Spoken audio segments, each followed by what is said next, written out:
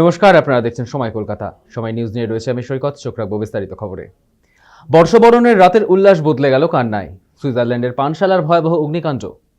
এখনো পর্যন্ত পাওয়া খবর অনুযায়ী ঘটনায় 40 জনের মৃত্যু হয়েছে, আহত শতাধিক। মৃতদের মধ্যে 15 থেকে 25 বছর বয়সী অনেকেই রয়েছেন।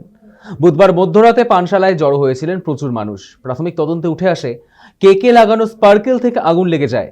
কিছু বোঝার আগেই আগুনের লেলিহান শিখা গ্রাস করে গোটা বারকে। যেখানে আগুন লেগেছিল সেখান থেকে বেরোনোর একটি মাত্র পথ ছিল, ফলে হুড়োহুড়ি পড়ে যায়। জানালা ভেঙে অনেকেই বেরিয়ে আসেন, কিন্তু বেরোনোর পথ একটি থাকায় বিপত্তি আরও বাড়ে। ভেতরে আটকে পড়েন অনেকেই। আগুন ক্রমশ বাড়তে থাকে, ফলে ঝলসে মৃত্যু হয় তাদের। এক পুলিশ কর্তা জানিয়েছেন, যারা ঝলসে মারা গিয়েছেন তাদের শনাক্ত করতে খুবই সমস্যা হচ্ছে। দেহগুলি শনাক্ত করার মতো পরিস্থিতিতেই নেই। হাসপাতালে স্বজনদের ভিড়। অনেকে আবার মর্গেও খুঁজে বেড়াচ্ছেন তাদের প্রিয়জনকে।